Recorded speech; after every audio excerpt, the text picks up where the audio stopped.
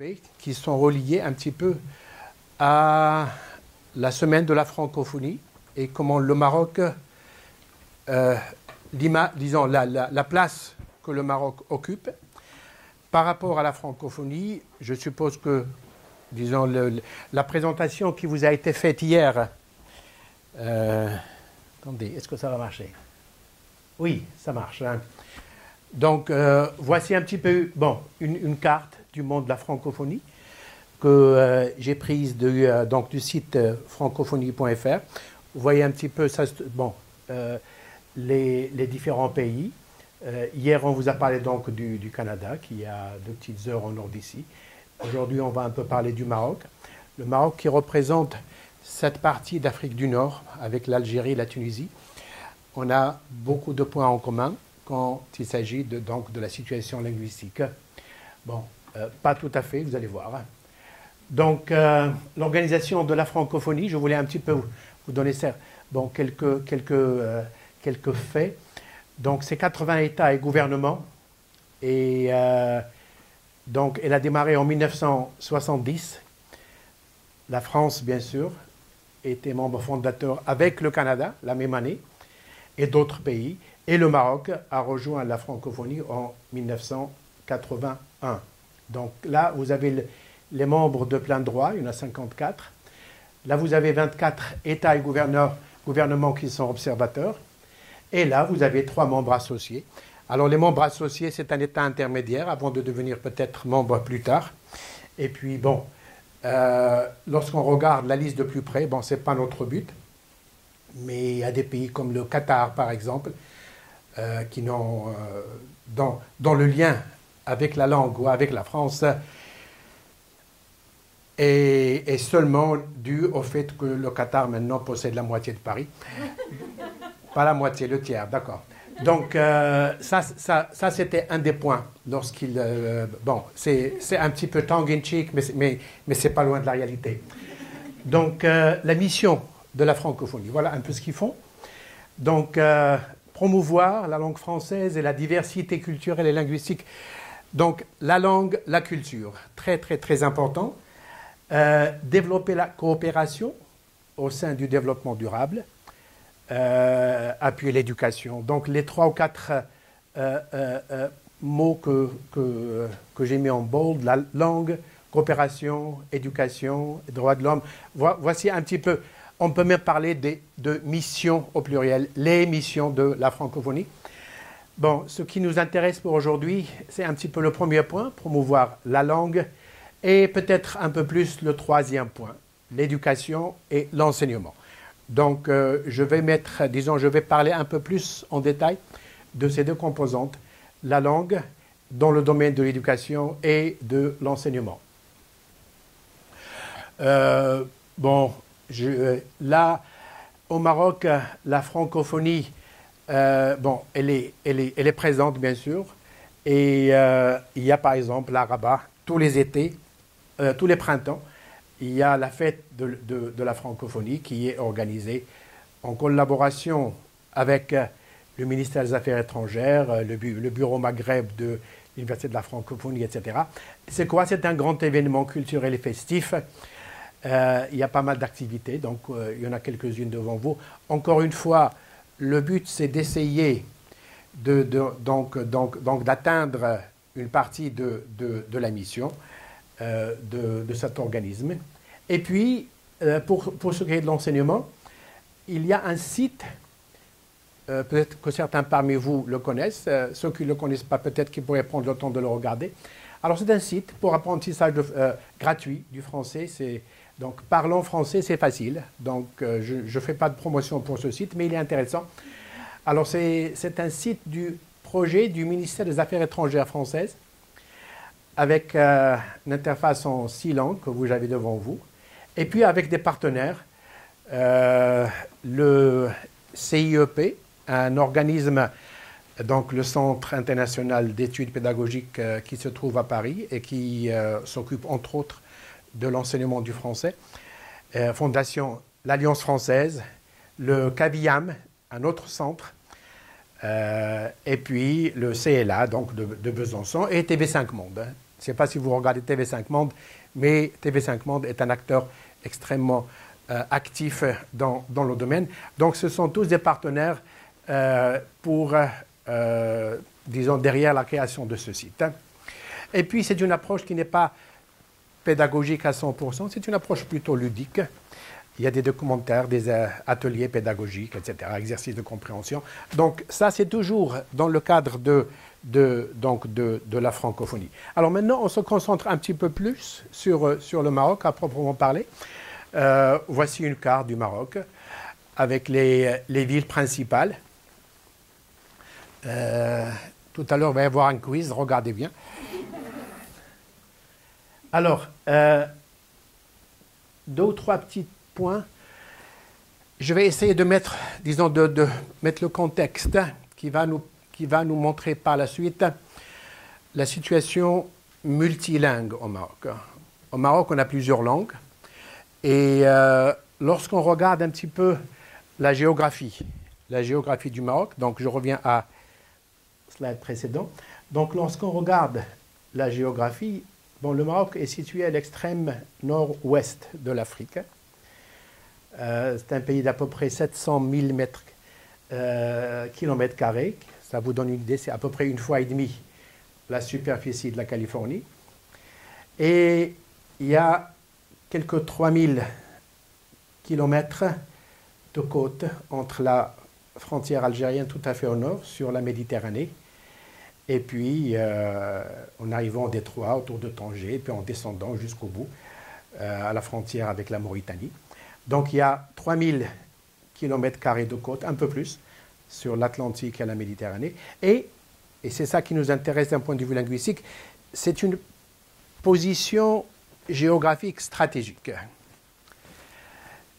qui a prédestiné, en quelque sorte, qui a prédestiné le Maroc, disons qu'il a prédestiné pour devenir un lien, un endroit de passage entre l'Orient, l'Occident, une porte sur l'Afrique,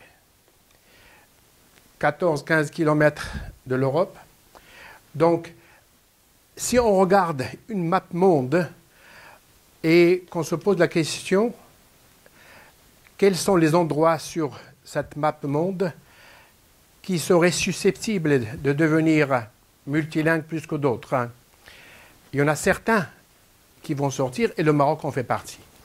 Donc c'est une position qui a également contribué à faire que le Maroc, à travers son histoire, a été un pays où plus d'une langue, plus d'une religion, plus d'une civilisation serait trouvée par la suite. Donc, alors maintenant, 2 ou 3 petits points sur l'histoire qui vont encore nous permettre de comprendre la situation multilingue du Maroc. Les Berbères sont les premiers habitants du Maroc. Leur présence a été attestée au Maroc depuis au moins 5000 ans. Et jusqu'à l'avènement de l'islam, au 7e siècle et 8e, bon, ça a démarré au 7e siècle, donc les Arabes sont arrivés au Maroc. Encore une fois, tout ce qui m'intéresse, moi, je ramène tout à la langue. Les Arabes sont arrivés au Maroc avec l'islam. Disons, on pourrait même dire que c'est un accident de l'histoire. D'accord? Le but, ce n'était pas d'introduire la langue arabe. Le but, c'était d'introduire une nouvelle religion. Et comme cette nouvelle religion avait avec elle l'arabe, donc il y a eu 2 mouvements qui ont démarré à partir du 7e siècle, donc 650, 670, et qui a continué un petit peu. Un, c'est l'islamisation du pays, et un, c'est l'arabisation du pays. C'est un petit peu le buy one, get one free. Donc le but c'était l'islamisation. Et encore une fois, ce qui nous intéresse, c'est la langue. Alors, l'islamisation a été achevée relativement rapidement. Donc, au 12e, 3e siècle, le pays a été islamisé à 100%, pratiquement. Il y a eu quand même des poches de Marocains indigènes, berbères et chrétiens. Bon, certains même juifs, mais très peu. Donc, l'islamisation, qui était le but, a amené avec elle l'arabisation. Donc, voici un petit peu. Donc, on avait le berbère, qui est la langue native du pays. Maintenant, nous avons l'arabe en plus. Et on continue. On continue, on arrive au XVIe, XVIIe siècle avec les occupations européennes de certains pays, bon, de certaines parties du monde. Et donc, il y a eu d'abord l'occupation espagnole au XVIe siècle, quand Ceuta et Melilla sont tombés sous occupation espagnole. Alors, ces deux villes, elles sont tout à fait au nord. Elles ne sont pas sur cette carte. Alors, bon, sur la Méditerranée, toutes les deux. Ceuta, c'est près de Tétouan, entre Tétouan et Tanger. Et Melilla, c'est beaucoup plus à l'est, tout près de la frontière algérienne. Donc, ces deux villes ont été occupées, et le sont jusqu'à ce jour, par l'Espagne. Et encore une fois, c'est des positions stratégiques extrêmement importantes.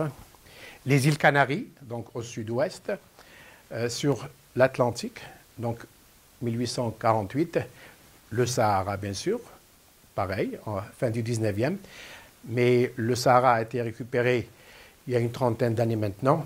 Et puis la région du nord et du Rif.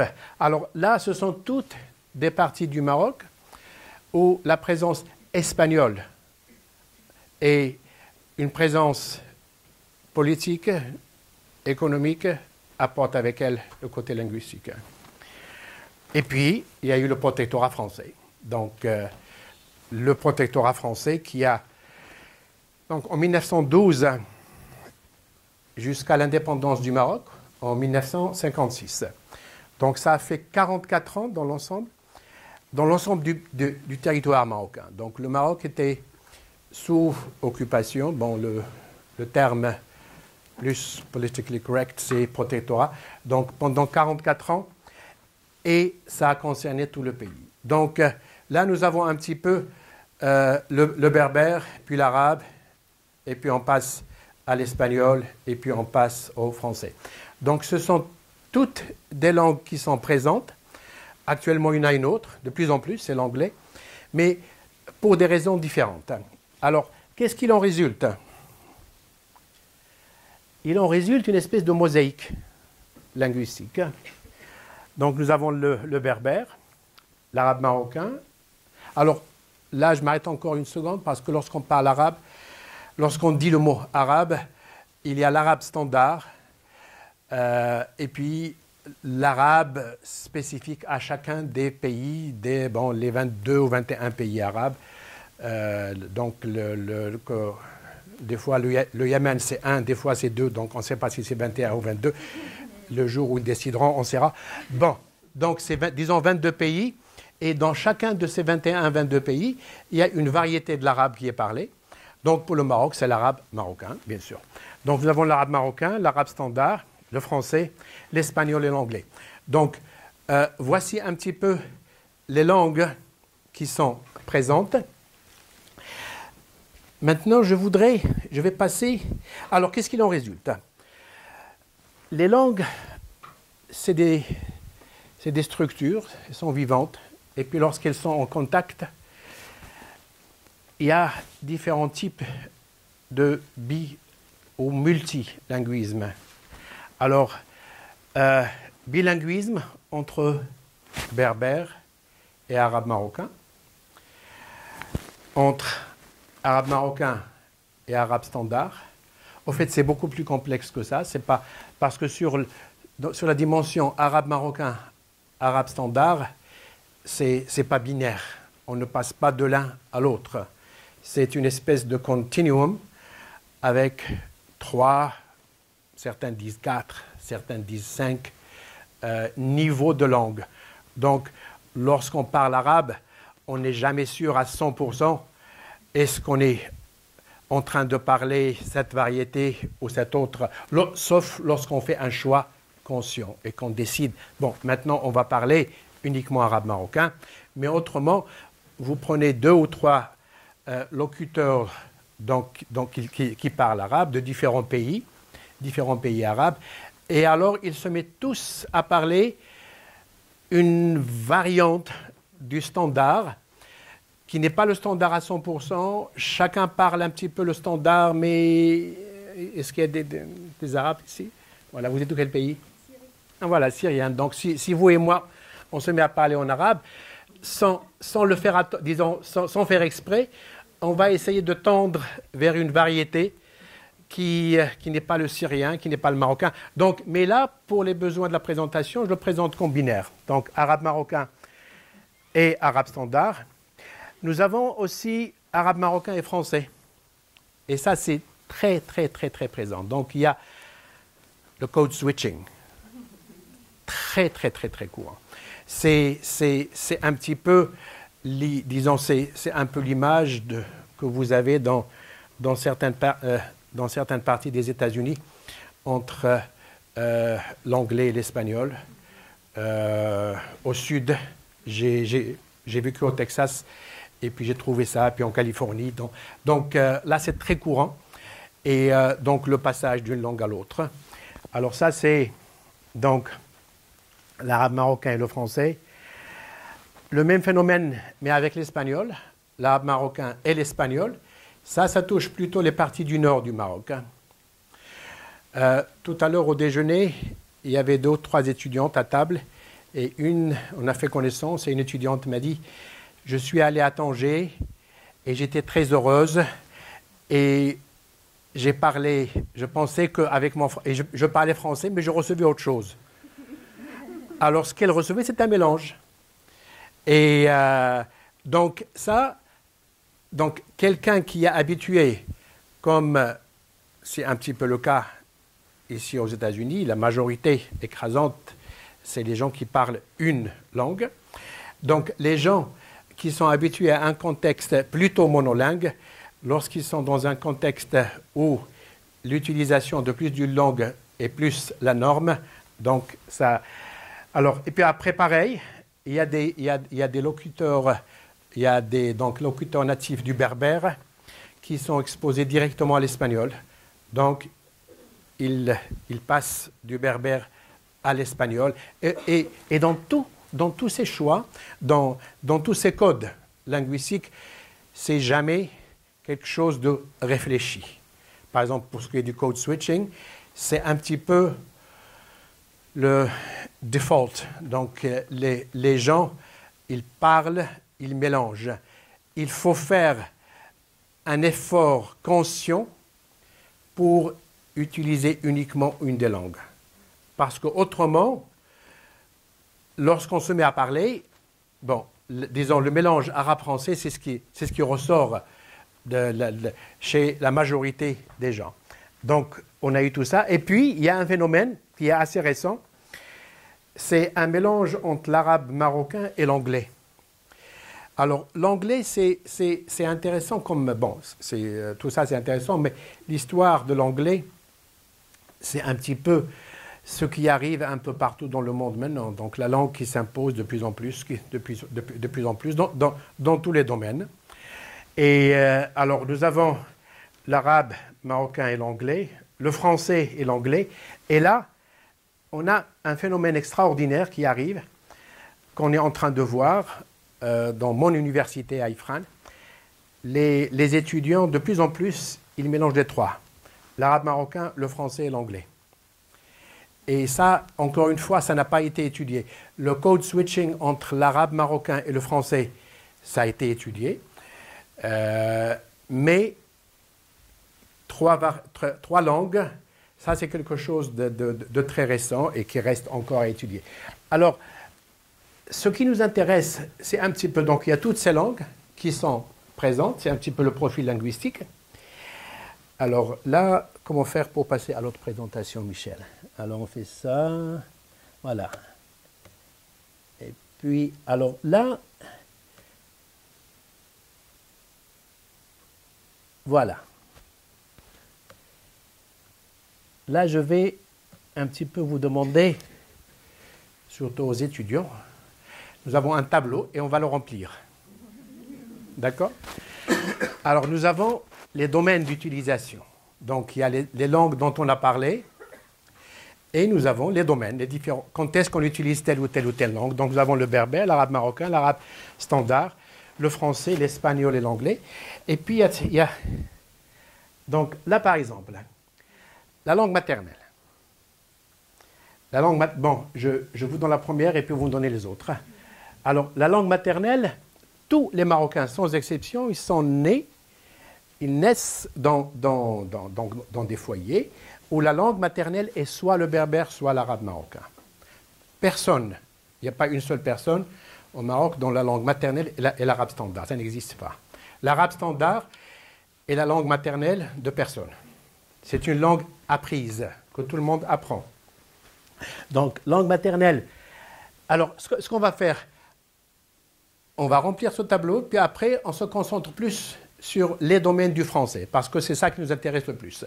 Mais avant d'y arriver, donc, nous avons ça. Alors, la langue de tous les jours qu'on utilise à la maison, qu'est-ce que vous pensez? Qu'est-ce que ça peut être? Les étudiants, qu'est-ce que vous pensez? Alors, bon, de tous les jours, donc c'est le berbère et l'arabe marocain, encore une fois, mais alors lorsque le signe plus il est entre parenthèses, c'est que la présence elle est attestée, mais à un degré moindre par rapport aux autres. Donc il y a un peu de français, il y a un peu d'espagnol. Disons, la langue de tous les jours qu'on utilise à la maison. Là, je ne parle pas des code switching, donc je parle de la langue en tant que telle qu'on trouve. Alors là, la langue parlée, qu'est-ce qu'on parle? Et il y a une différence entre la langue maternelle et la langue parlée. La langue maternelle, donc, c'est la langue de la mère, si vous voulez, donc la langue maternelle. Mais alors, la pratique de tous les jours, qu'est-ce qu'on parle? On parle soit l'une, soit l'autre. Et le berbère, bon, je vais en parler dans un petit moment. Il y a un changement qui s'opère depuis maintenant 7-8 ans, parce que non, en fait, c'est depuis tout simplement 5 ans. Depuis 2011, il y a une nouvelle constitution au Maroc qui a donné aux berbères, qui a officialisé le statut du berbère. Jusqu'à 2011, bon, le fait est là, il existe, il est parlé, etc. Mais comme les décisions, pas seulement au Maroc, partout dans le monde, comme les décisions, quand il s'agit de décisions qui ont affaire, qui ont trait donc à l'utilisation de telle ou telle langue, il y a toujours des décisions politiques derrière. Donc, la langue nationale. Alors, la langue nationale, d'après vous, c'est laquelle? Alors, la langue nationale, parce que c'est quoi la langue nationale? La langue nationale, c'est pas une décision officielle. Bon, la langue nationale, c'est la langue, quelqu'un qui arrive dans un pays, et quelle est la langue qu'il ou elle va rencontrer le plus? L'arabe marocain. Alors ça, donc encore une fois, ce n'est pas une décision qui a trait à disons, ce n'est pas une décision d'un pays. C'est la langue qui s'impose, c'est la langue la plus couramment utilisée. La religion, d'après vous, c'est quoi? C'est laquelle langue? Non, pas le français. L'arabe standard. Alors, l'arabe standard. Alors, ça, c'est extrêmement intéressant parce que la langue de la religion, c'est le Coran. Le Coran est écrit en arabe standard. Et puis, c'est le facteur qui unit, qui est censé unir, et des fois il fait le contraire, mais qui est censé unir tous les pays musulmans, donc la langue arabe standard. Alors, la langue de la religion, le Marocain ou le Sénégalais musulman, ou n'importe, ou le Pakistanais, etc., lorsqu'il fait sa prière, il récite le Coran, mais c'est l'arabe standard. Et il n'est pas rare dans des pays, même comme le Maroc, où la personne qui fait sa prière, elle parle, elle récite certains versets du Coran qu'elle ne comprend pas nécessairement. Donc, mais ça reste la langue de la religion, la pratique religieuse. Alors, lié à ça, Alors, là, il y a certaines parties donc, dans ce tableau où, alors, donc jusqu'à présent, on a parlé des domaines de l'utilisation de telle ou telle langue. Nous avons aussi des perceptions, des réactions. Là, si vous demandez aux Marocains moyens, parmi les langues qu'il ou elle connaît ou qu'elle entend, etc., sur la scène linguistique du Maroc, laquelle est belle, sans définir ce que veut dire belle. La réponse, c'est intéressant parce que c'est lié également à la religion, parce qu'il y a une espèce de vénération de la langue. Donc, et ça, c'est lié bien sûr à la religion. Donc, les gens, ils pratiquent la religion en récitant des vers, en récitant des parties du Coran en arabe classique. En fait, ce n'est même pas l'arabe classique, c'est l'arabe traditionnel, parce qu'il y a encore un autre, il y a classique. Bon, c'est encore, disons, c'est pas l'arabe standard, c'est l'arabe classique. Voilà, parce que l'arabe standard, c'est un petit peu l'arabe moderne. L'arabe moderne, qu'on appelle MSA, Modern Standard Arabic, donc pour ceux qui connaissent, donc c'est un petit peu l'arabe moderne standard, mais il y a aussi l'arabe classique. L'arabe classique, c'est l'arabe du Coran, c'est l'arabe de la littérature arabe du temps du... Alors c'est plutôt, là en fait, ce n'est même pas Essay Standard Arabic, c'est plutôt Classical Arabic. Bon, mais on ne rentre pas dans ça. Donc, et ça, ce qui est intéressant, ces deux choses sont liées. Alors là, on passe à la langue officielle. Alors là, c'est différent de la langue nationale.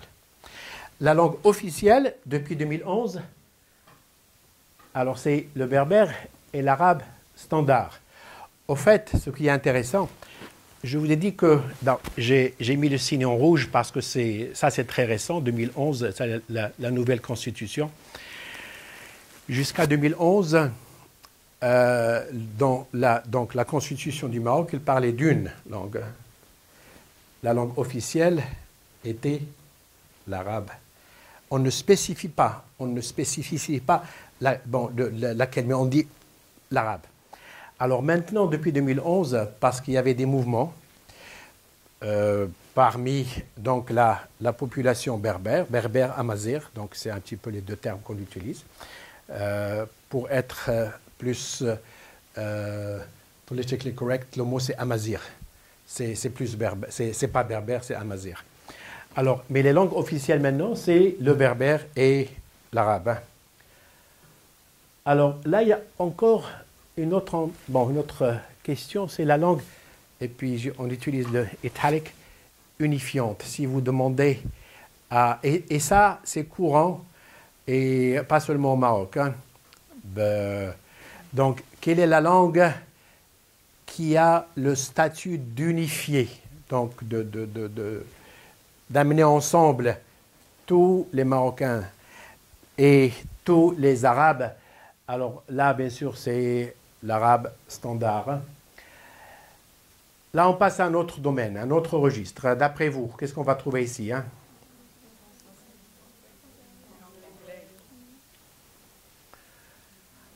Alors, d'abord le français. Le français, il est présent et les langues, elles ont une vie, elles évoluent. Et même lorsqu'on décide d'un texte, donc même quand il y a un texte, le changement ne suit pas immédiatement, ça prend beaucoup de temps. Donc le texte, on peut le décider et puis il devient officiel, mais la pratique. Alors là, la langue des affaires, il y a des domaines très réduits où c'est l'arabe standard qui est utilisé, mais c'est très très très rare.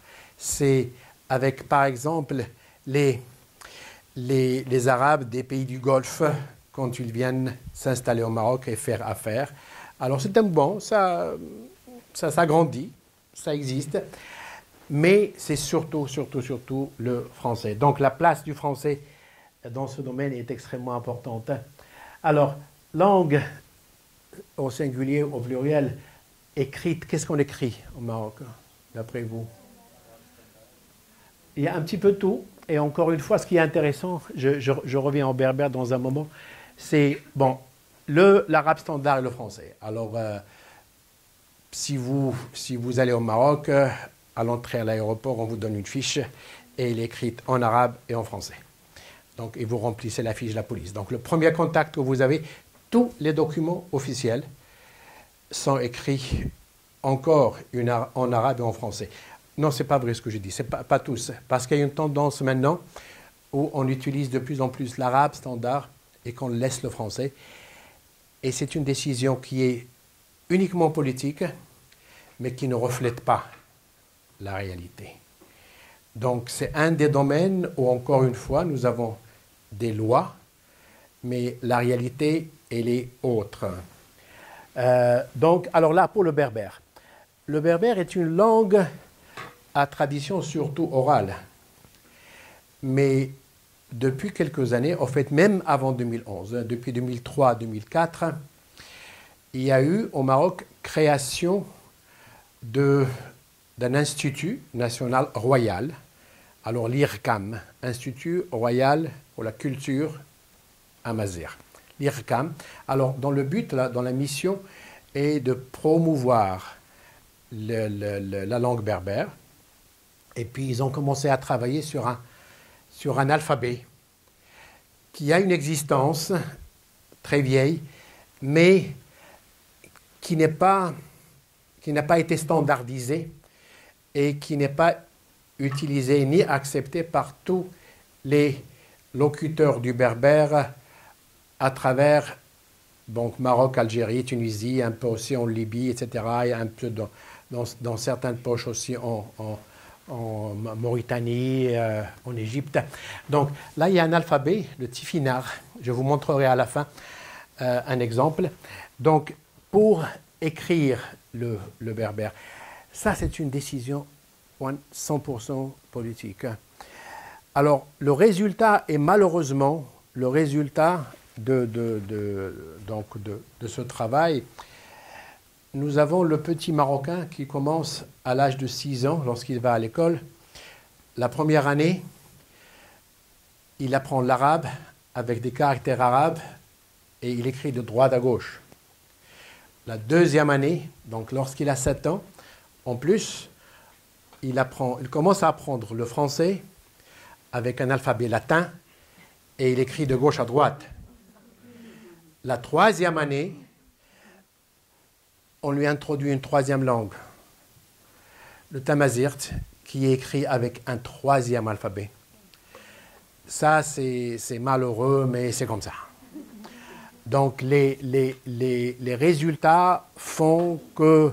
Alors, là, il y a normalement la loi qui a été passée il y a une dizaine d'années maintenant, 2003, 2004, 2005, 2004, je crois, et de généraliser l'apprentissage du tamazight à l'école. Ça n'a pas eu lieu, ça n'a pas été généralisé, mais il y a un certain nombre d'écoles qui le font. Donc l'écriture du tamazight. Alors maintenant, encore une fois, une perception, si vous demandez au Marocain moyen, quelle est la langue, bon, je n'ai pas tout écrit, la langue qui vous permettra d'atteindre le succès dans votre vie.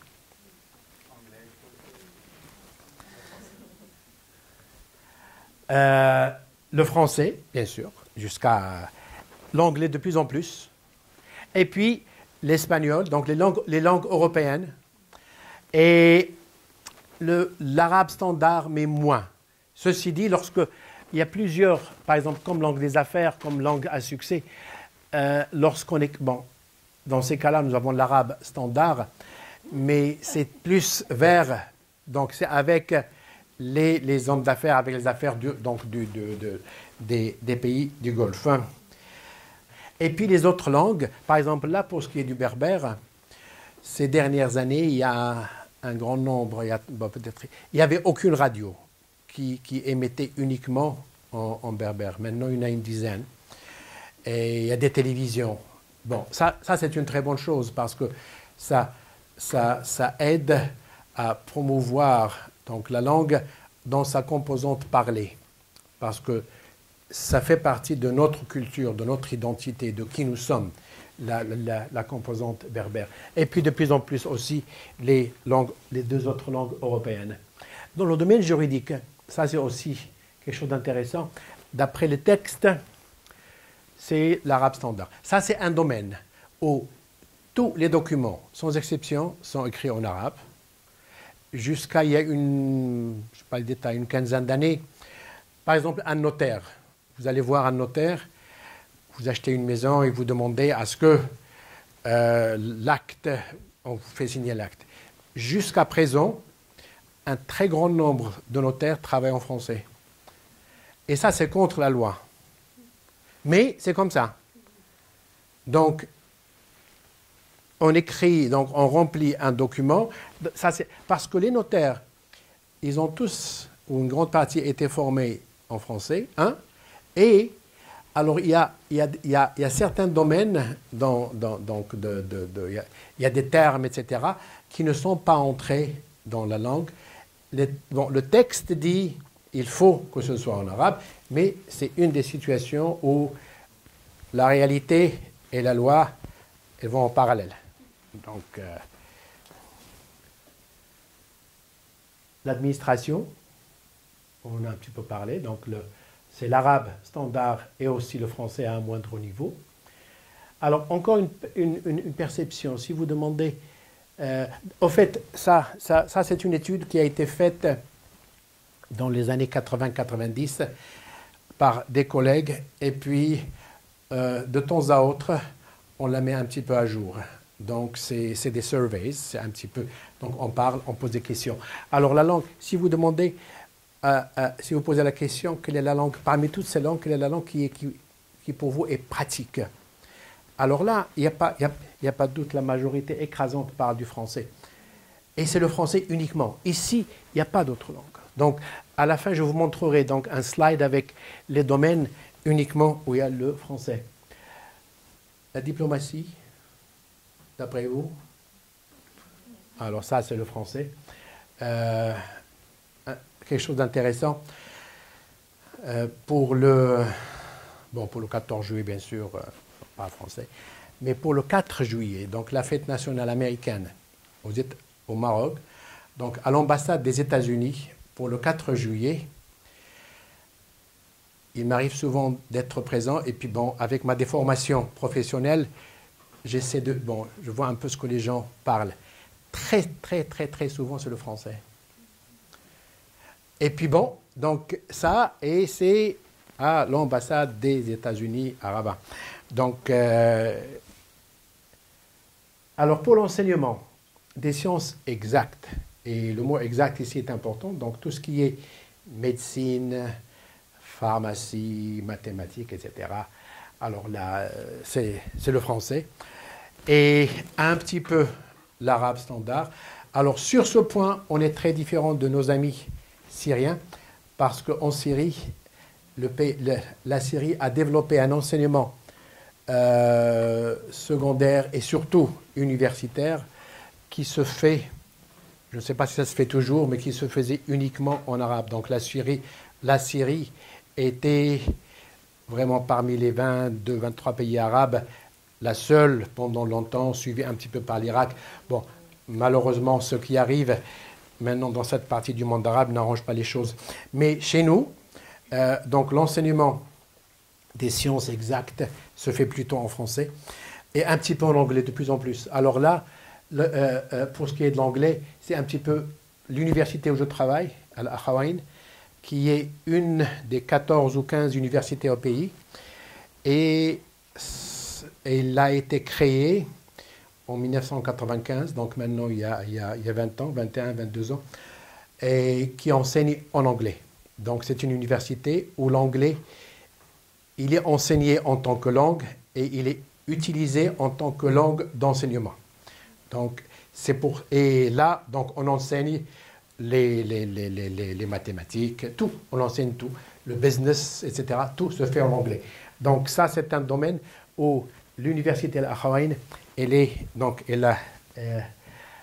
voilà, donc au cinéma, donc le domaine du cinéma, pareil, on a tout, pratiquement, beaucoup de français. Et lorsqu'on dit ici français, c'est pas uniquement le cinéma français, c'est le cinéma, c'est les films qui soit ont été faits le premier jour en français, soit qui ont été traduits en français. Donc le marché du cinéma le marché du cinéma, des films, le marché des films, il est à, bon, je n'ai pas les chiffres exacts, mais il y a une grande majorité de films au Maroc que vous trouvez, ils sont en français. Soit ils ont été faits des films français, soit ils ont été traduits donc, en français. Et puis, bon, l'arabe marocain aussi. Alors, l'arabe, ça, ce qui est intéressant ici, c'est que ce n'est pas le même genre de film. Hein. Les films indiens, par exemple, sont tous traduits en... Bon, on ne dit pas le mot traduit, comment on dit dubbed en français? Doublé. Donc, merci. Donc les films qui sont doublés, donc les films indiens, les films sont tous doublés en arabe marocain. Les films, donc, soit anglais, soit autres, ils sont doublés plutôt en français. Mais c'est un domaine qui est extrêmement riche. Musique, pareil, on a toutes les langues à différents niveaux. Dans le tourisme, c'est plutôt les langues européennes, français, espagnol, anglais. Bon, on peut ajouter d'autres langues, mais ce sont les langues principales dans le domaine du tourisme. Un petit peu aussi l'arabe standard avec donc les touristes du monde arabe et du Golfe. Et puis, donc, pour l'interaction avec le monde extérieur, c'est pareil. Donc, les langues plutôt européennes, avec le français bien sûr en tête.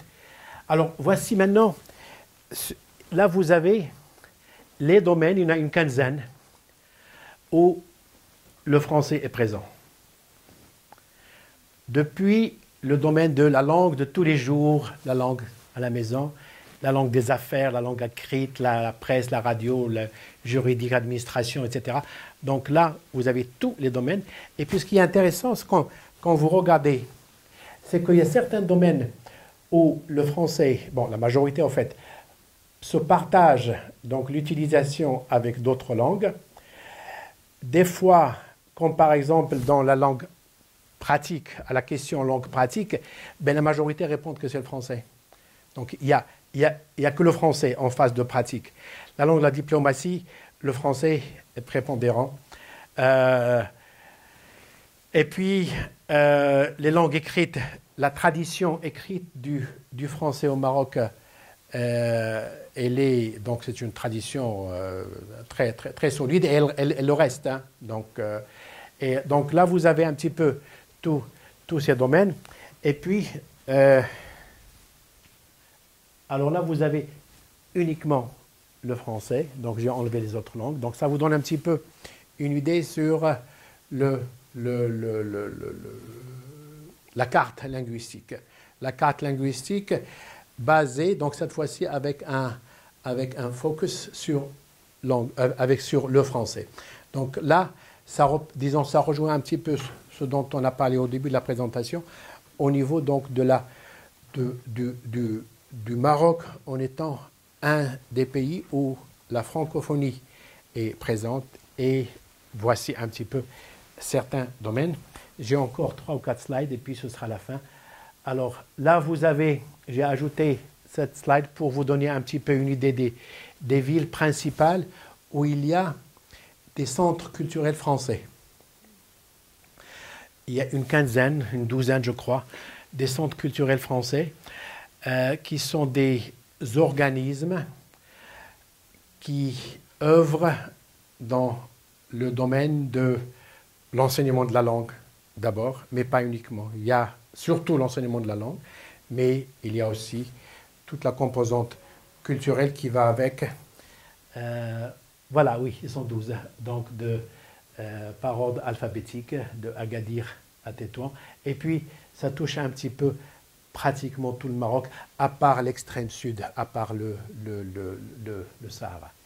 Donc, voici un petit peu où nous en sommes. Alors, voilà, ça c'est ma dernière slide. Je voulais un petit peu vous montrer. Ça, c'est le logo de notre université, Al-Akhawayn, et vous l'avez dans les 3 langues. Vous avez en haut Jami'at Al-Akhawayn, écrit en arabe. Vous avez en bas, donc en caractère latin, Al-Akhawayn University. Et vous avez au milieu le Tifinagh. Alors, maintenant, il y a quelque chose, bon, il y a quelque chose d'intéressant qui arrive.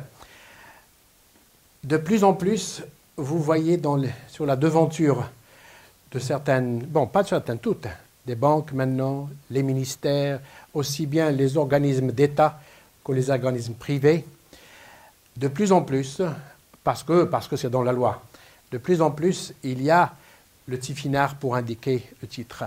Bon, ça s'arrête en général là. Et la majorité écrasante des gens ne peuvent pas lire ça. Et j'en fais partie. Donc, disons, si je veux... Bon, il faut... Bon, en fait, voici comment on dit. Attendez, voici en bas, comment on dit.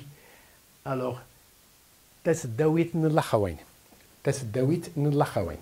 Donc, ça m'a... Bon, j'ai fait des petites recherches, donc voici comment on dit ça.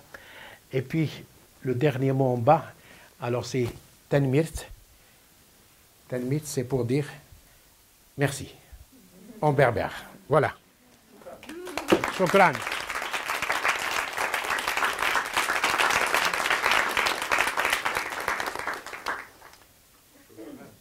Voilà, Tenmirt.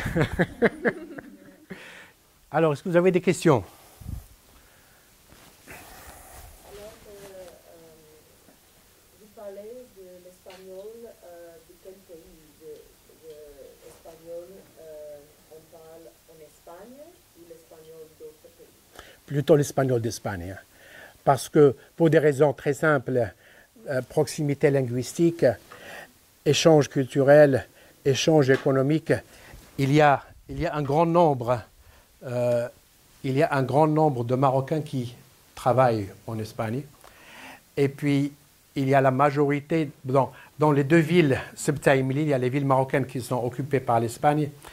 Donc, c'est tous des Marocains, en fait. Il y a très peu d'Espagnols de souche. Donc, c'est l'espagnol d'Espagne. Il y avait une question là-bas aussi? Oui. Combien de langues parlez-vous? Moi-même? Oui. 3 et demi.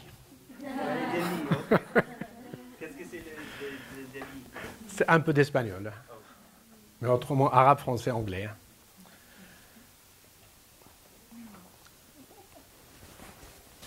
Est-ce qu'on peut dire que le Maroc a un français marocain? Ou le Maroc c'est le français de standard? Il y a autant de Français qu'il y a de pays qui parlent français. Il y a le français marocain, il y a le français du Québec, il y a le français, donc vous demandez à notre ami Michel, si on parle tous les deux, vous n'allez pas avoir le même... Il est là, vous n'allez pas avoir le même français. C'est vrai ou pas vrai, Michel? C'est un peu vrai. C'est un peu vrai.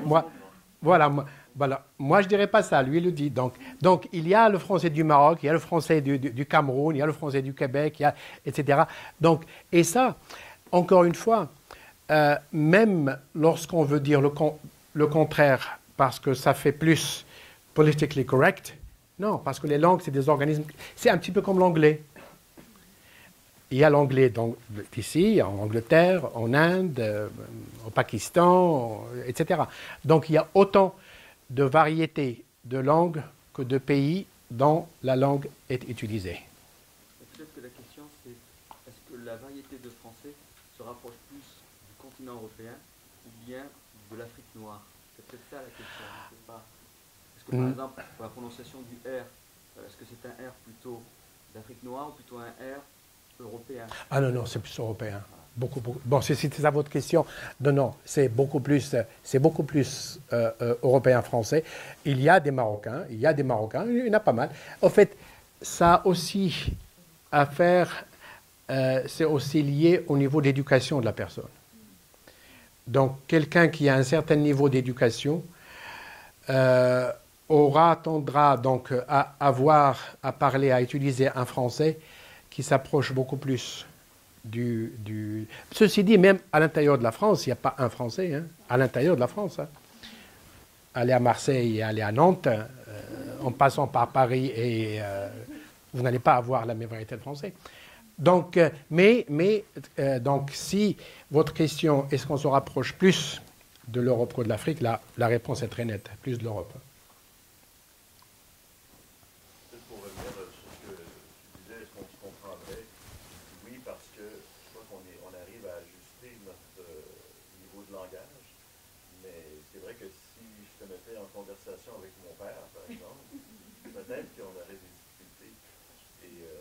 qu'on a développé une notion, je ne sais pas si ça existe aussi dans des pays comme le Maroc, mais une notion d'un français qui serait standard, un français qui n'existe pas, qui se parle nulle part. Dans les films, que l'on voit Dans des films un peu, oui, c'est ça. Ou en ce moment, ce que j'essaie de faire, c'est-à-dire parler lentement, bien me faire comprendre. Mais avec ton accent québécois quand même. Hein. Oui, c'est vrai, tu as raison. Mais si tu écoutes Radio-Canada, par exemple, à la radio, tu vas entendre un français que tu dis, voyons, c'est quoi cette langue-là?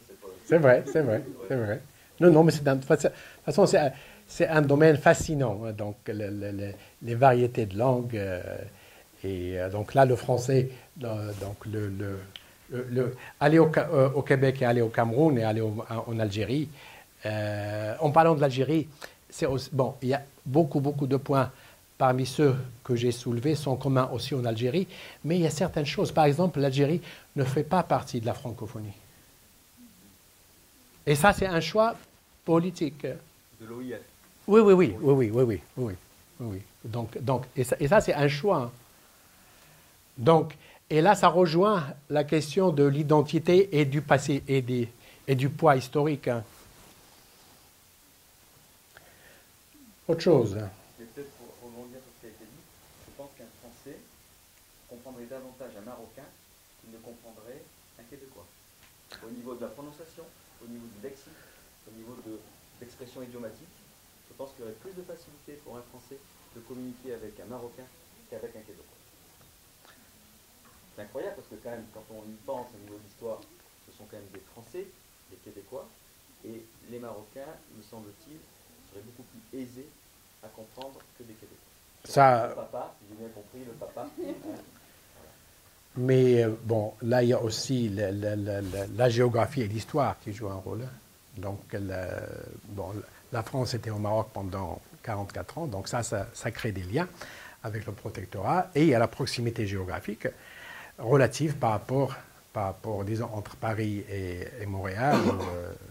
Donc c'est pas... Et puis en plus, lorsqu'on parle des membres de l'OIF, et encore une fois, c'est des choix politiques, parmi les 80 membres, vous trouvez le Canada et vous trouvez le Québec à part, et vous trouvez le New Brunswick aussi. Alors ce sont 3, alors que l'un est le sous-ensemble de l'autre. Mais tout ça, donc ça, on parle du pays et on parle de la région. La composante du pays. Donc le pays, le gouvernement, voilà la politique. Oui. La politique la politique politicienne, en fait. La politique politicienne, souvent, a fait beaucoup de mal dans des domaines comme l'éducation. Et moi, je vous ai donné l'exemple de l'introduction de l'enseignement du Tamazight avec le Tifinagh à partir de la 3e année du primaire au Maroc. Mais c'est une aberration, il n'y a pas un autre terme. C'est une aberration. Et on le dit, moi je fais partie de ceux qui le disent, parce que lorsqu'on regarde un petit peu, là vous prenez un jeune Marocain qui rentre dans l'école publique, mais le pauvre, il est perdu. Hein.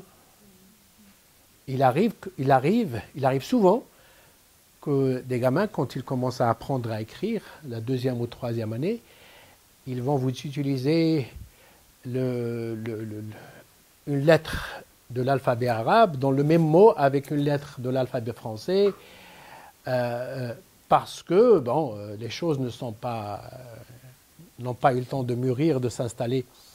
Donc ça, c'est malheureux, mais c'est comme ça. Merci pour votre exposé. Est-ce que vous pouvez nous parler un peu de l'expérience qui va être mise en place au Maroc avec le rectorat de Paris sur l'enseignement du français à l'école primaire? Oui. Bon, là, au fait, ça pourrait faire l'objet d'une autre présentation parce qu'il y a un projet qui est actuellement à l'étude sur les perspectives sur les années à venir, et c'est un projet dont le titre est le Maroc, l'enseignement quelque chose 2015-2030. Et c'est un projet avec une vision sur la place de chaque langue Et alors là, par exemple, on n'a pas assez parlé de l'anglais. L'anglais prend de plus en plus d'importance sur la scène marocaine, comme un peu partout au Maroc. Un petit indicateur. Lorsqu'on a démarré, lorsqu'on a ouvert l'université où je travaille en 1995, janvier 1995, les étudiants sont admis à l'université sur dossier et sur recommandation, et nous avons un test, etc., etc. On ne regarde pas leur anglais. Une fois admis, on teste leur anglais. Et puis, il y en a qui ont besoin de passer par une formation intensive en anglais, un Intensive Language Program, dont je m'occupe, donc dans le centre de langue. Et il y en a qui commencent directement leur programme. En 1995, il y avait à peu près 100% des étudiants, 95-98% des étudiants, qui avaient besoin de cette mise à niveau en anglais. Ils passaient par le centre de langue. Actuellement, c'est à peu près 50%. Donc, de plus en plus d'étudiants, déjà à la fin du secondaire, lorsqu'ils font leur demande pour venir à l'université, ils ont ce qu'il faut comme anglais. Donc, et ça, c'est un petit peu à tous les niveaux. Ça, c'est un niveau que je connais de très près parce que je suis les statistiques, je les ai. C'est moi qui ai les étudiants. Donc, là, c'est en train de changer. Alors, c'est en train de changer. Et puis, l'anglais, par moment, elle commence à prendre la place du français dans certains domaines. Sauf que le français ne se laisse pas faire. Hein.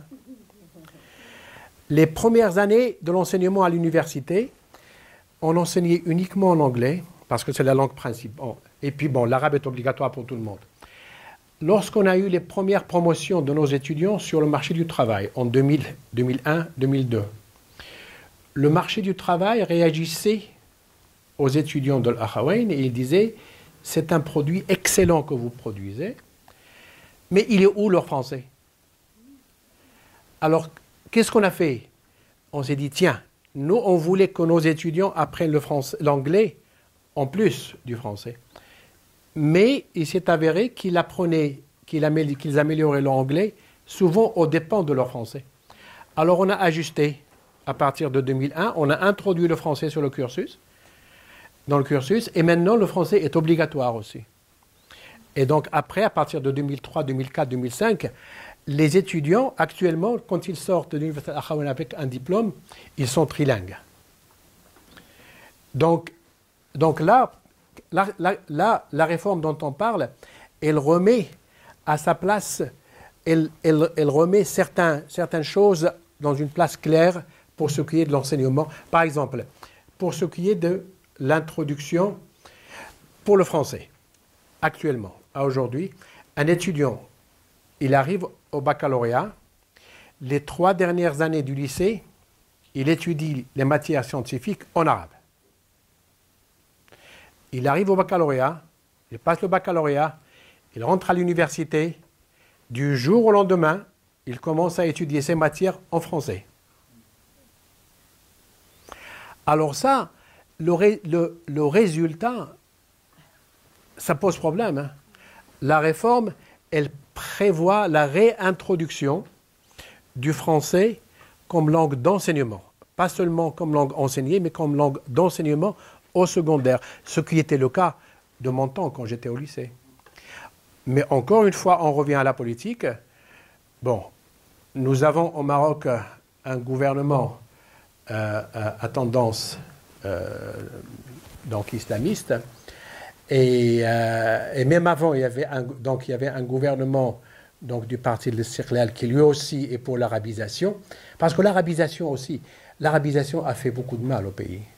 Parce que ça a été fait par des gens qui ne sont pas vraiment dans le domaine de l'éducation. Alors là, qu'est-ce que nous sommes en train de faire? Cette réforme qui est acceptée par la majorité des gens, mais qui n'est pas acceptée nécessairement par le gouvernement islamiste en place. C'est le ministre actuel de l'Éducation, qui, entre parenthèses, jusqu'à avant de devenir ministre, était le président de notre université. Alors, non, c'est vrai, bon, c'est un monsieur qui a une vision beaucoup plus pragmatique des choses. Donc, alors, on essaie de réintroduire certaines choses et on va réintroduire le français comme langue d'enseignement à partir du secondaire. Pas comme langue enseignée, mais comme langue d'enseignement. Donc, là, ça répond un petit peu à votre question, mais il y a aussi des projets comme celui dont vous parlez, donc au rectorat de Paris. Mais là, c'est lié. Le Maroc, il y a des programmes de formation au niveau langue, à proprement parler, et au niveau les leaders religieux, les imams.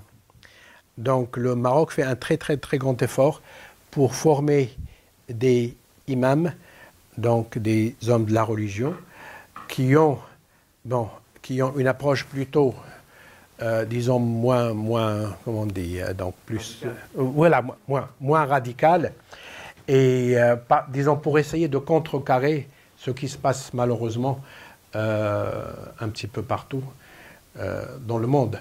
Donc là, c'est une formation de imams, plus, disons, moins radicaux. Et il y a un centre maintenant au Maroc qui forme des imams pour la France et pour de plus en plus de pays. Et ça fait partie de cette réforme. Autre chose, hein? C'est la langue de littérature en Maroc.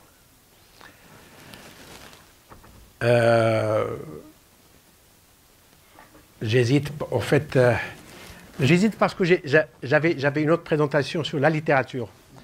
Donc la littérature, bon, et si on l'ouvre, on est encore pour 2 heures. Mais il y a, bon, l'arabe bien sûr, il est très riche, mais le français. Il y a une littérature marocaine d'expression française qui est extrêmement riche et qui a démarré dans les années, je sais pas, 50, 60, mais qui a connu son apogée dans les années 90-2000.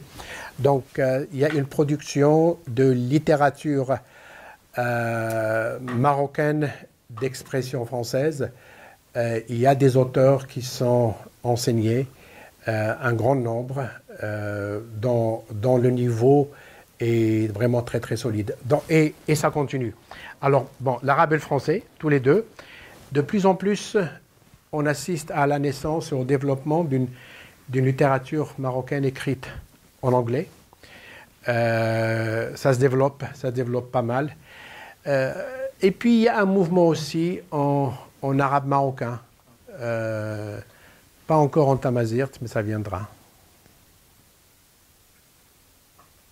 L'humour est très présent aussi.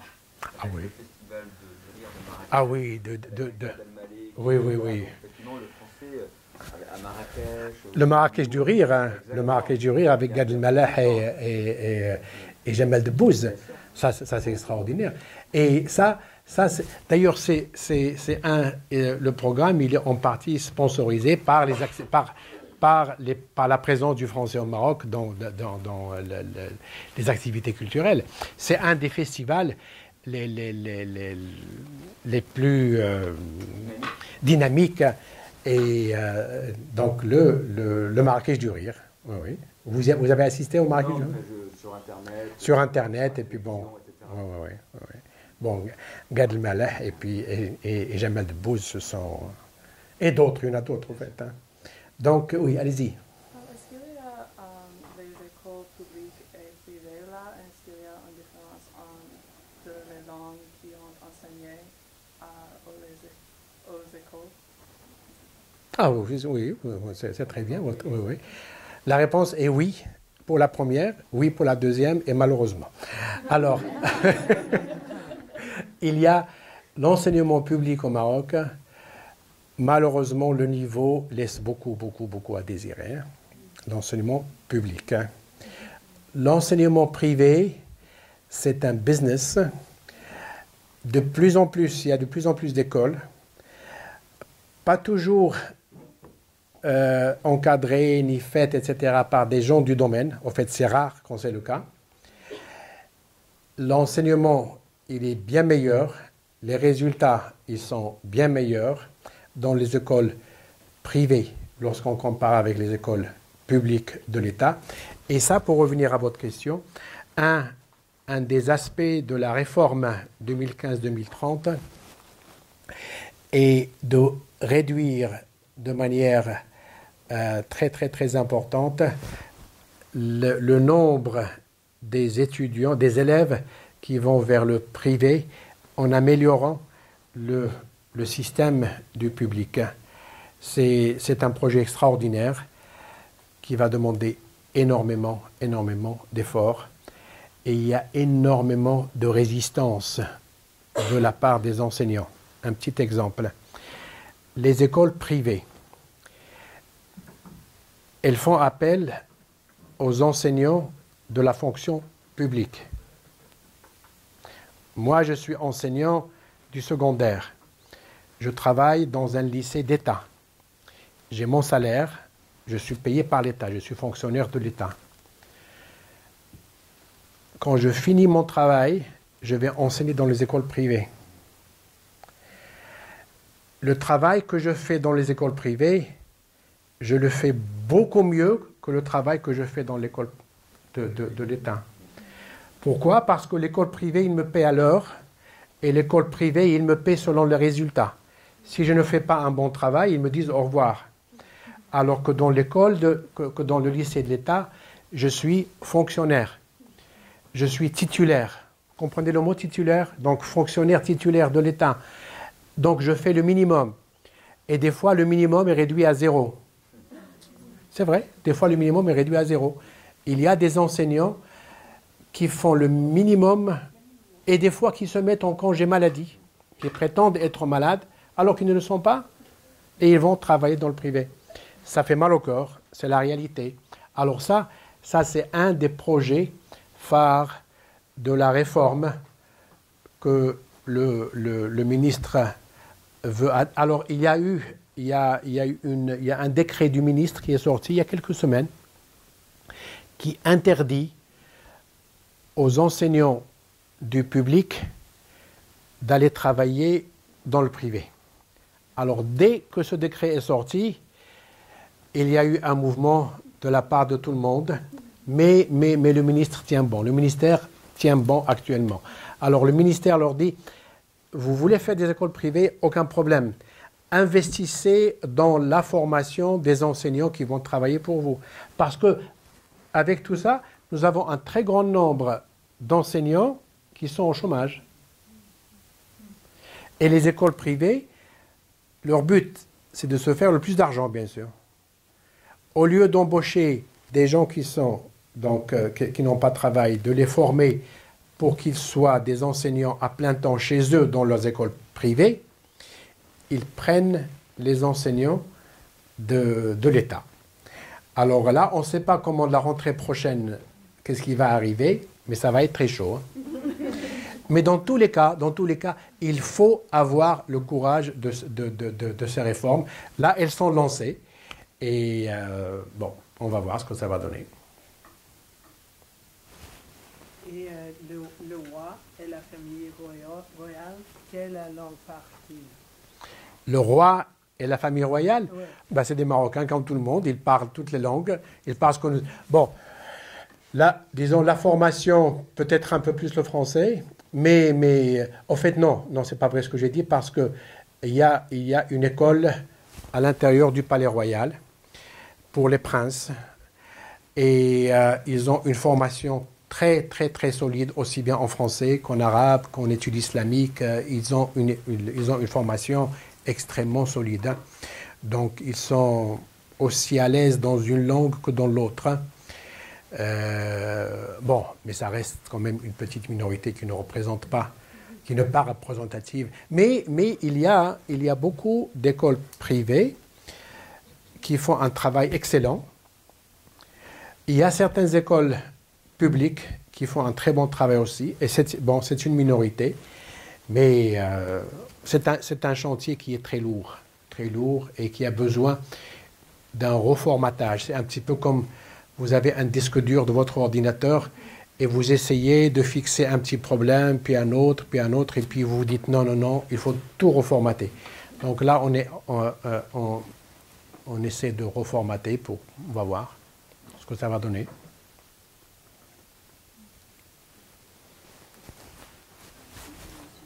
D'une gens dans ce pays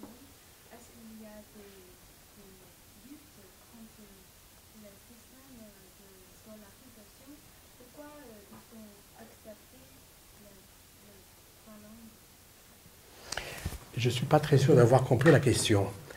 Donc, vous me demandez si, disons, la réaction des gens envers les langues... Envers les 3 langues imposées au moment où il y a eu la 3e langue imposée dans le système éducatif. Attendez, avant de répondre à ça. Au Maroc, il y a à peu près 30% de locuteurs de tamazight, c'est du berbère. À peu près 30%. On n'a pas les pourcentages exacts, mais c'est autour de 30%. Certains disent 20, d'autres disent 50, mais autour de 30-33%. Mais ils sont extrêmement actifs pour la mise en place du système d'enseignement qui intègre également le berbère.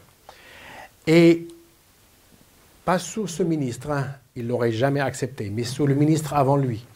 La loi donc, qui était passée pour enseigner le tamazight, hein, il y avait une pression. Encore une fois, la politique politicienne, qui fait que maintenant, dans les textes, elle est généralisée, il faut que tout le monde l'étudie. Sauf que, qu'est-ce qui arrive maintenant? Il y a un nombre d'écoles de l'État, d'écoles publiques, où le tamazight est enseigné, le berbère est enseigné. Dans les écoles privées, il n'y en a pas une seule qui l'enseigne. Parce qu'il y a une approche plus pragmatique vers l'enseignement. En plus, les enseignants qui enseignent le berbère, ils n'ont pas eu de formation solide pour devenir enseignants. Qu'est-ce qu'on a fait? On a pris les gens qui parlent la langue, c'est leur langue maternelle, et puis ils ont eu des petites formations de quelques semaines. On ne fait pas un enseignant en quelques semaines, c'est impossible. Donc, eux-mêmes, ils ont besoin d'apprendre, et ils sont en train d'enseigner. Là, le tifinagh, c'est très très très joli comme caractère. Mais il n'y a pas 10%, il n'y a pas 5% des gens qui l'enseignent qui peuvent le lire de manière fluide. Ça n'existe pas. Parce que avant d'aller enseigner comment on écrit Tanmir, le T c'est un petit peu comme la croix, le A c'est le petit cercle, etc. Le N c'est le grand I, etc. Avant d'enseigner ça, ils l'apprennent eux-mêmes le jour avant. Bon, c'est un peu exagéré peut-être ce que je dis, mais la formation, l'enseignement, il se fait... Et ça, malheureusement, on ne garde pas toujours en tête le bien-être des enfants qui apprennent. Hein. Les résultats des tests qui se font et qui comparent le Maroc à d'autres pays similaires, il y en a pratiquement toutes les années, il y a une étude. Par exemple, une étude qui compare le niveau des étudiants en 3e année du primaire et qui prennent 30 pays, ou 40, ou 50, ou n'importe quoi. Mais malheureusement, le Maroc est toujours vers la fin, hein, toujours, parmi les derniers. Parce que le système que nous avons ne prend pas en considération l'approche pédagogique. Là, encore une fois, je reviens à la politique politicienne qui fait que, on fait énormément de mal. Donc, pour revenir, je ne sais pas, je vous donne une très longue réponse à une question. Ça, c'est l'enseignant qui fait ça. Hein. Donc, la réponse, il y a un mouvement contre, mais la majorité, parce qu'il y a un mouvement contre et un mouvement pour, mais comme ça ne concerne qu'une petite minorité, en fait, ça doit être généralisé. Ça a commencé en 2003, l'enseignement du tamazight. Et on avait dit, en 10 ans, ça va être généralisé. Donc, en 2013, ça aurait dû être généralisé. Là, on est en 2016, il n'y a même pas 20% des écoles, même pas 10%. Donc, ça n'a pas vraiment fonctionné. Mais ceux qui font partie des 20% ou des 15%, les pauvres, ils sont perdus. Hein. Et là, il y a encore les deux mouvements. Un, mais la loi dit, mais il faut généraliser, mais il faut faire ça. Et l'autre mouvement qui dit, mais on ne peut pas. On n'a pas d'enseignants, on n'a pas de matériel pédagogique hein, pour enseigner. On n'a pas. Et puis bon, les gens commencent un petit peu à réaliser. Et bon, il y a des prix souvent chers à payer. Le domaine de l'éducation, il en souffre. Hein. Mais ça fait cette salade linguistique. Hein. Une dernière question avant de conclure cette rencontre avec Monsef Ali. Je crois quand même qu'avant de conclure, il faut que tu révèles le lien absolument incroyable qu'il y a entre Al-Akhawayn et Middlebury. Qu'est-ce que ça veut dire? Ah non, on l'a révélé en introduction. Ah bah, j'étais pas là, c'est pour ça. Non, mais de toute façon, bon, peut-être là, bon, peut-être pour la petite histoire, le nom, c'est Al-Akhawayn. Vous savez ce que ça veut dire? Bon, vous savez. Oui. Donc, Al-Akhawayn, c'est les deux frères. C'est un peu comme le bar que vous avez ici. Mais l'université n'a pas été nommée d'après le bar. L'université a été nommée d'après les deux frères. C'est le roi du Maroc, Hassan II, le feu roi du Maroc, et feu roi d'Arabie Saoudite. Parce que c'est eux qui ont donné une partie de l'argent pour démarrer le projet. Et bon, je prends encore 2 minutes parce que c'est une belle histoire à raconter. Dans les années 80, le roi Hassan II rêvait d'introduire une université différente de celle que nous avions. Il y a une quinzaine d'universités au Maroc qui enseignent soit en arabe, soit en français, donc ils suivent le système d'éducation que nous avons hérité du protectorat français et qui a fait beaucoup de bien. Bon, mais je veux dire, on étudie soit en arabe, soit en français, soit les deux. Mais le roi, à l'époque, il voulait offrir aux Marocains une 3e voie, une université, et puis bon, introduire un nouveau système à l'anglo-américaine. Mais pour introduire ça, il fallait énormément de moyens et ça prenait le temps, ça n'arrivait pas. En 1989, il y avait un oil tanker, comme on dit en français, donc un pétrolier. Il y avait un très grand bateau pétrolier iranien disons, sur l'Atlantique qui a fait naufrage et il a perdu donc tout le pétrole qu'il avait et c'était très bon, c'était vraiment une catastrophe naturelle une catastrophe vraiment importante. Et il y a eu un mouvement de solidarité pour aider le Maroc à faire face à ce problème. Et le roi Fahd d'Arabie Saoudite a envoyé un chèque de 50 millions de dollars. Oui, c'est très gentil, c'est vrai. C'est vrai, c'est mignon. Mais c'est vrai. Mais avec le chèque, il y a eu la baraka. Et la baraka a fait qu'il y avait des vents qui ont repoussé le pétrole et donc vers le large. Et ce chèque royal, dans les 2 sens du terme, n'a pas été utilisé. Alors, feu Hassan II a eu cette idée de génie. Il a pris le téléphone, il a appelé le roi Fahd. Il lui a dit, bon, je ne sais pas s'il se tutoyait ou pas, il lui a dit, bon, le chèque de 50 millions, il est là, il n'a pas été utilisé. Et puis, qu'est-ce que vous pensez, qu'est-ce que tu penses de faire un projet d'université? J'y pense depuis des années. Et je mets de ma poche, de mon propre argent, un autre 50 millions. Et puis, on démarre le projet. Et ça a été oui. Et ça, c'était en 1990. Ils ont démarré en 1991. La construction a été faite en 2 ans, en 1993. Et on a démarré en 1994 pour un démarrage effectif en janvier 1995. Et donc l'université porte le nom de Al-Akhawayn, les 2 frères.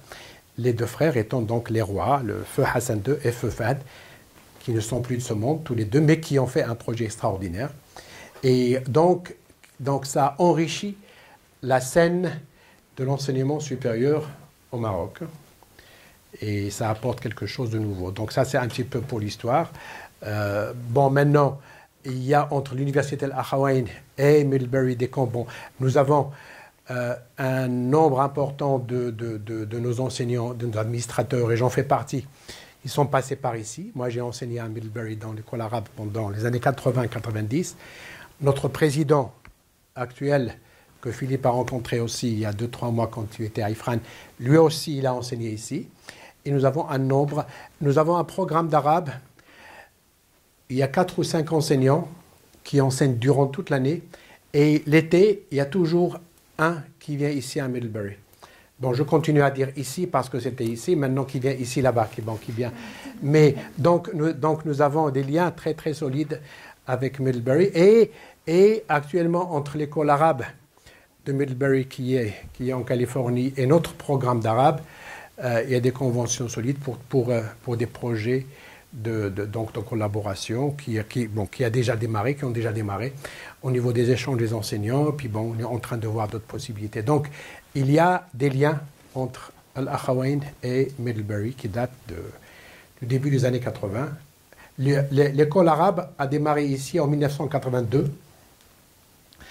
Un des premiers enseignants qui a commencé ici est le président de notre université, Idriss, qui à l'époque était étudiant au Texas. Et il a enseigné ici de 83 à 84, 85. En 87, j'ai commencé à venir moi aussi. Et moi aussi, j'étais à Austin, Texas. Donc, je passais l'hiver au Texas et l'été ici, ce qui était pas mal. Parce que le contraire n'aurait pas été une bonne chose.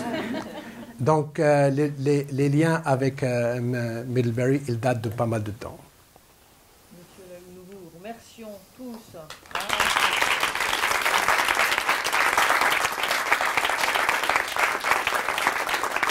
Ce panorama linguistique complexe, nous vous remercions à toutes et tous aussi d'être venus nombreux pour honorer la semaine de la francophonie.